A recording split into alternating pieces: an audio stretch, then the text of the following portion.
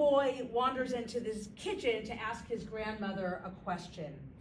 Grandma, why do Jewish people always answer a question with another question?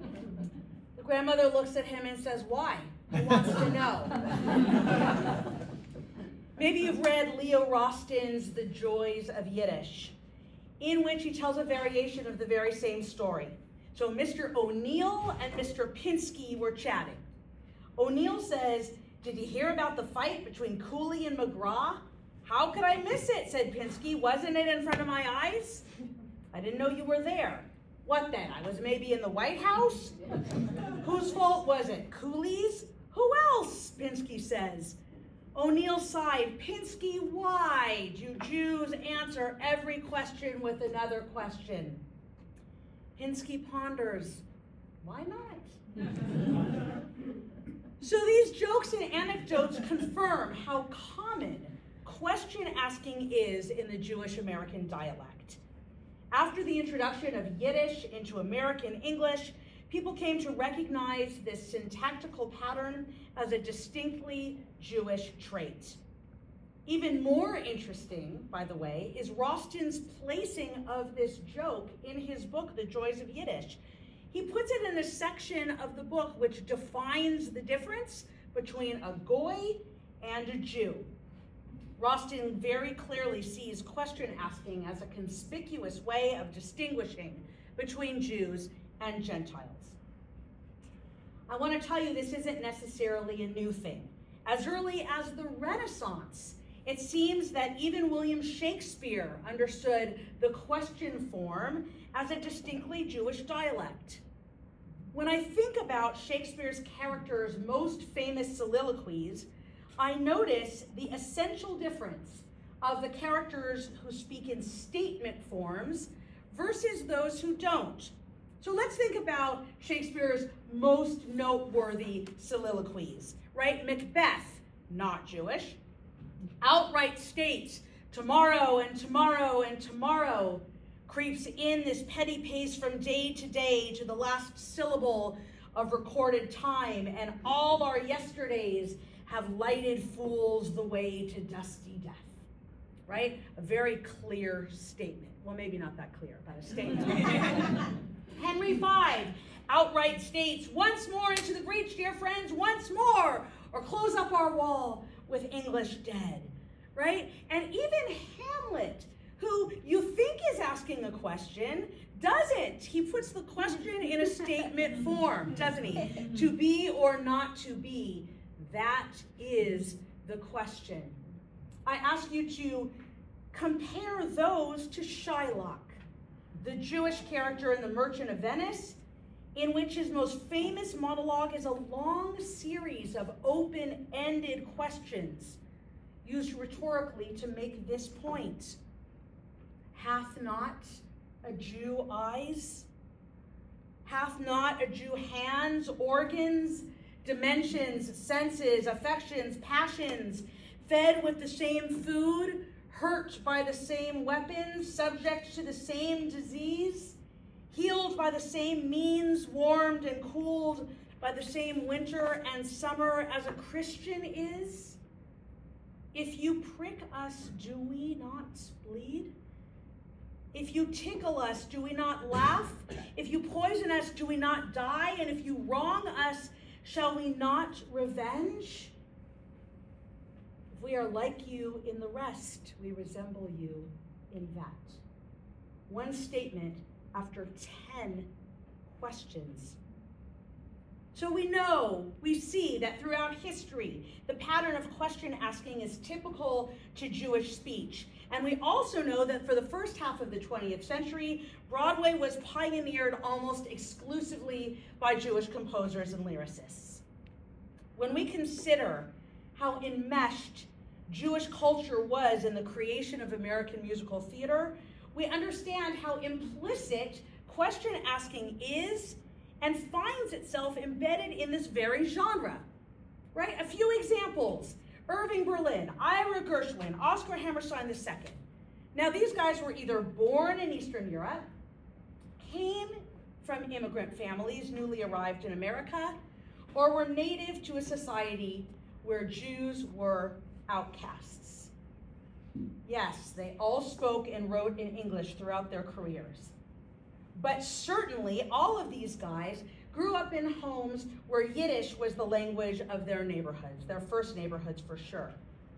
Even Oscar Hammerstein II, who did not grow up in the tenements of New York, would have been surrounded by Yiddish and its influences from the theater, deeply ingrained in his psyche and in his ear.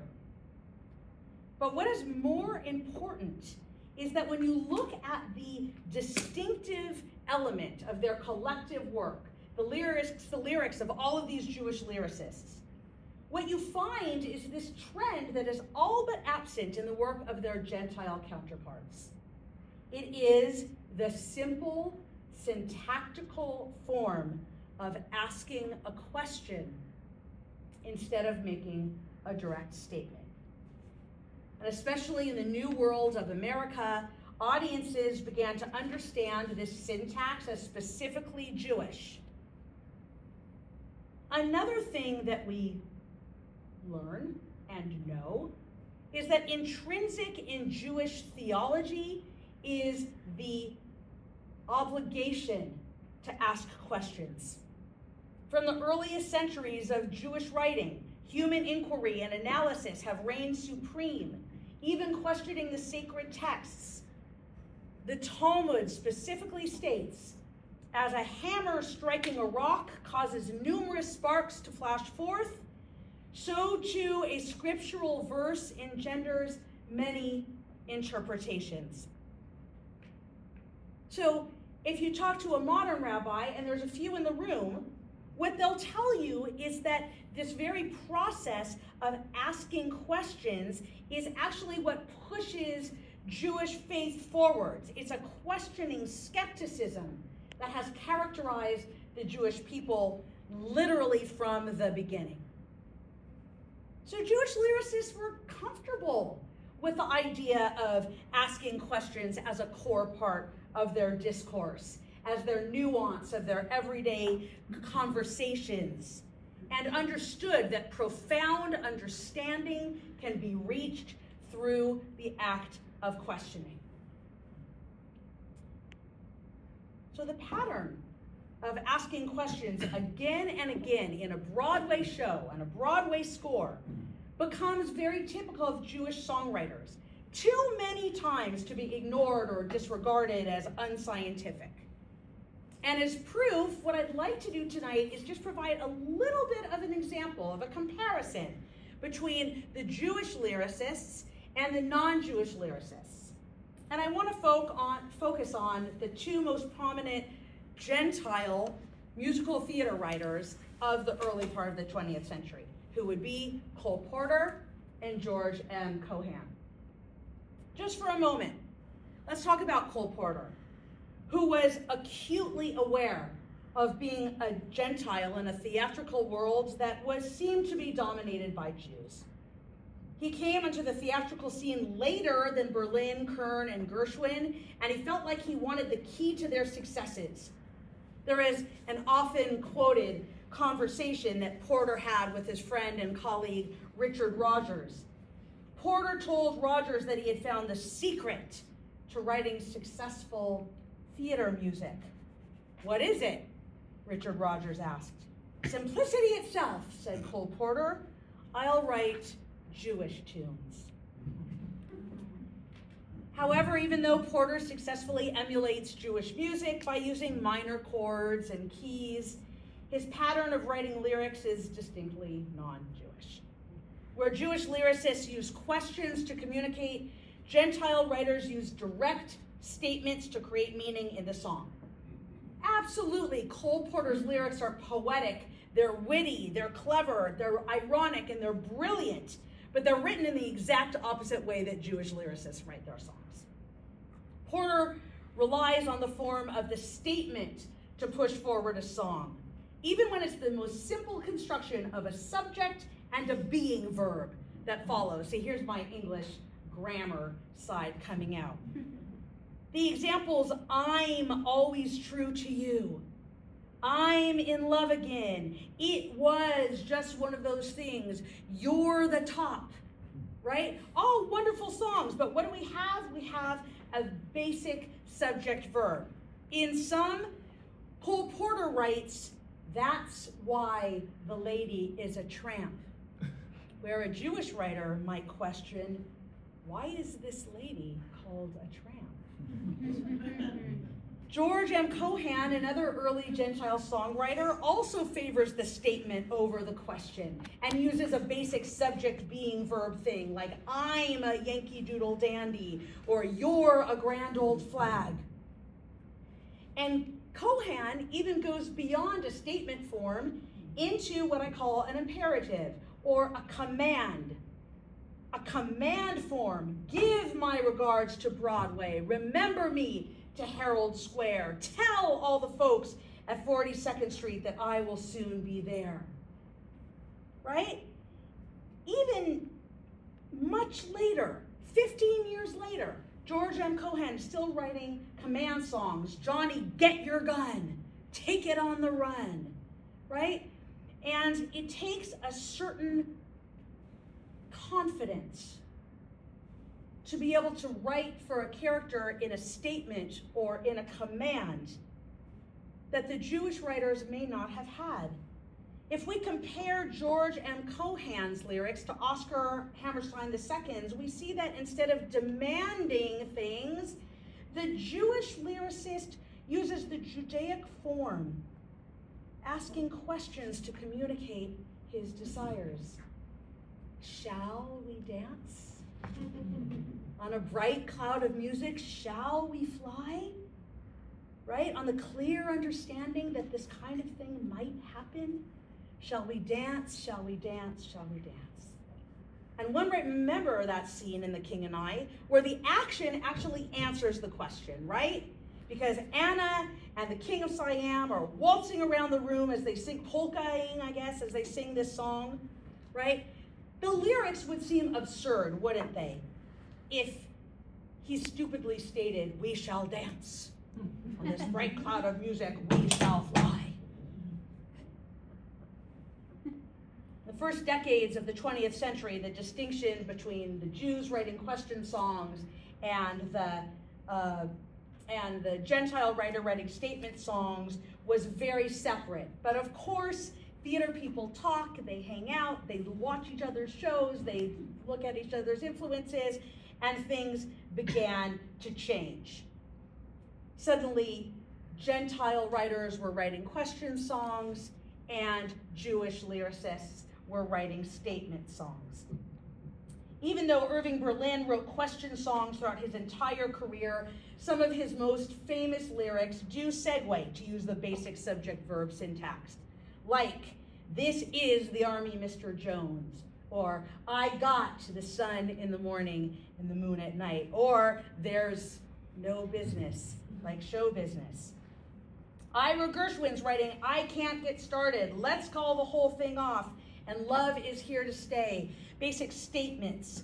And Rodgers and Hammerstein, of course, and their collaboration, some of their most famous songs become statement songs. I can't say no. You'll never walk alone. I'm gonna wash that man right out of my hair. And a demand song, climb every mountain. But despite the ultimate blending of these forms, the pattern had been set. Stemming directly from their Yiddish heritage, the Jewish songwriters introduced the question song to Broadway, and its success turned the question song into a standard. And in case you're still not convinced, I'm going to ask you to think about the most famous Jewish musical of the 20th century, which is, of course, Fiddler. Right. Now, unlike the other musicals I've discussed so far, Fiddler is a Jewish story that is intended to sound Jewish, right? That's not just a Jewish composer and lyricist, those are Jewish characters. So what does lyricist Sheldon Harnick do? He relies on the pattern of asking questions because it is an authentically Jewish mode. Think about when the curtain rises, the very opening scene, the prologue, before the characters even start singing. The opening line says, "A fiddler on the roof." Sounds crazy, no?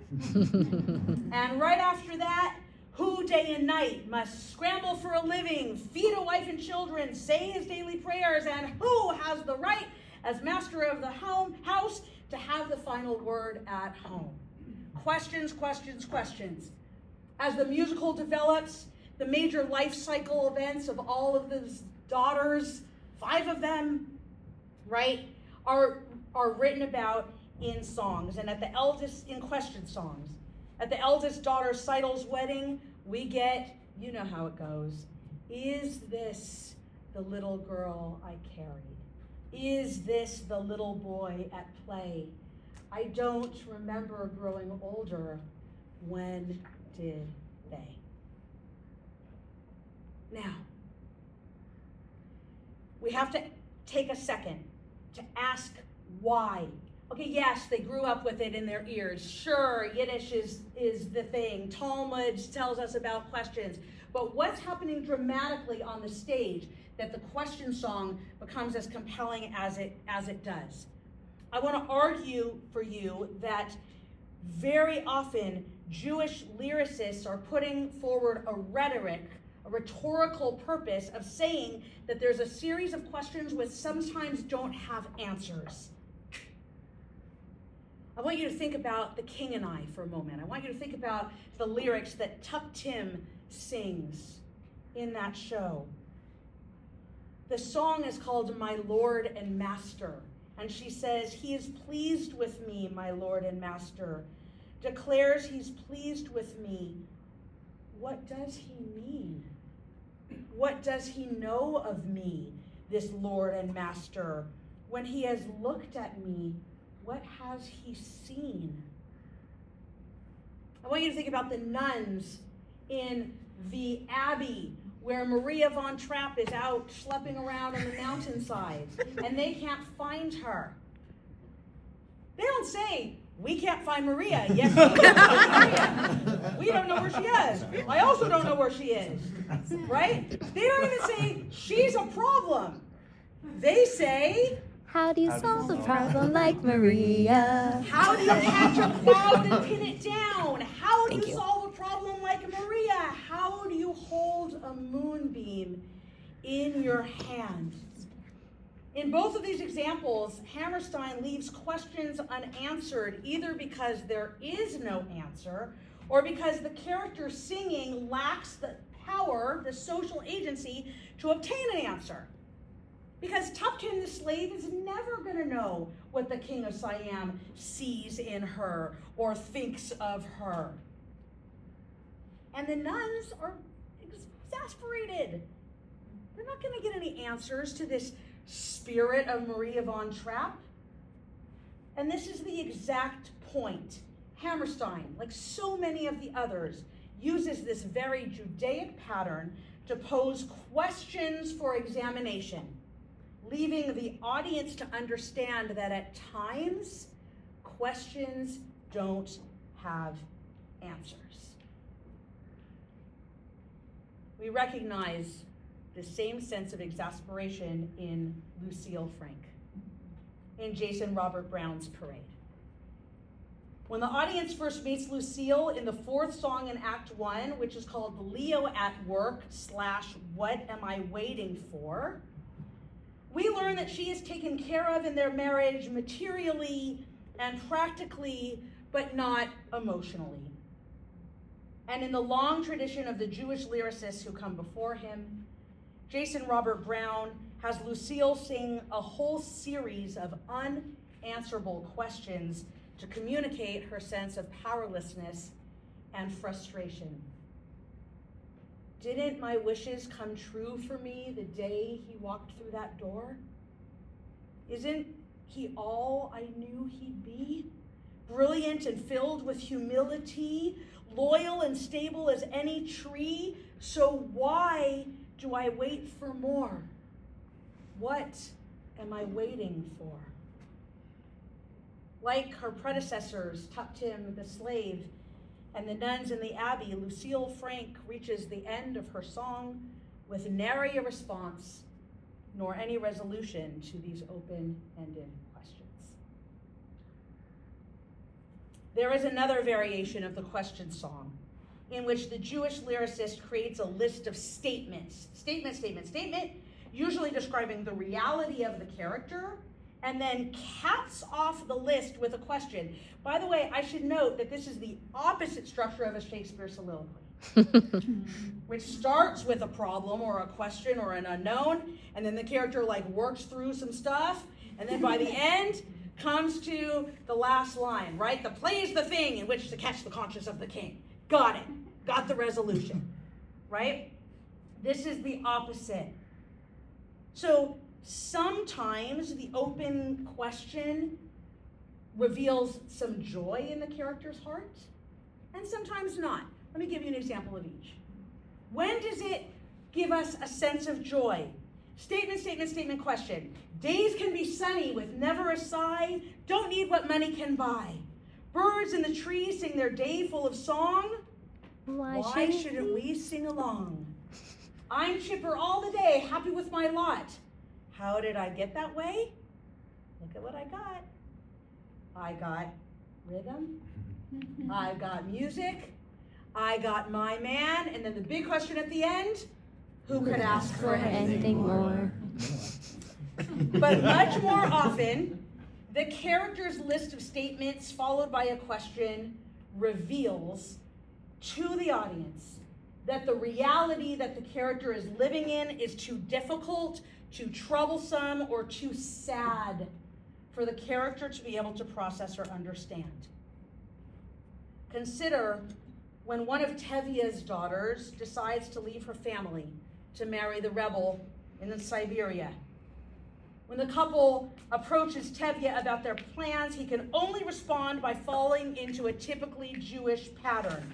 Go on, be wed, and tear out my beard and uncover my head. Tradition. They're not even asking permission from the papa. There's all your statements, right? And then all of a sudden, what's happening to the tradition? One little time, I pulled out a thread. And where has it led? Where has it led? He relies on the rhetoric of the open-ended question in lieu of the missing answer or explanation for any of it. And now to Parade. To Leo Frank's opening song, How Can I Call This Home? Question song. Our very first introduction to the character. Now, Jason Robert Brown acquaints us with our protagonist here by highlighting Leo's deep feeling of displacement, his ill-fitting reality of being a Jewish man from Brooklyn trying to make his way in the American South. Notice his series of statements and then the ending open question. These people make me tense. I live in fear they'll start a conversation. These people make no sense. They talk and I just stare and shut my mouth. It's like a foreign land. I didn't understand that being Southern's not just being in the South. When I look out on all this, how can I call this home? That's the beginning of the song. At the end of the song, he hasn't gotten to any resolution at all.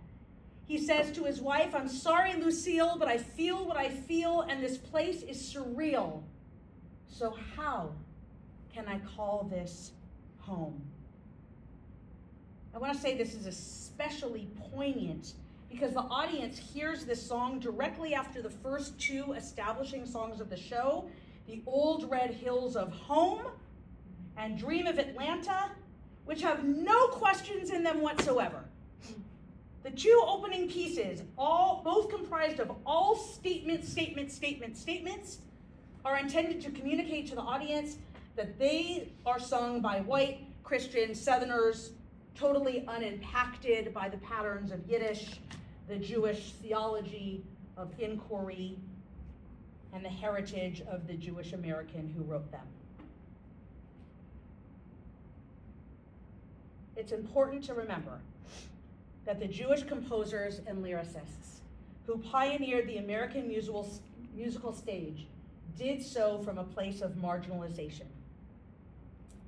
As immigrants or sons of immigrants, they had huge obstacles to overcome in understanding American ways.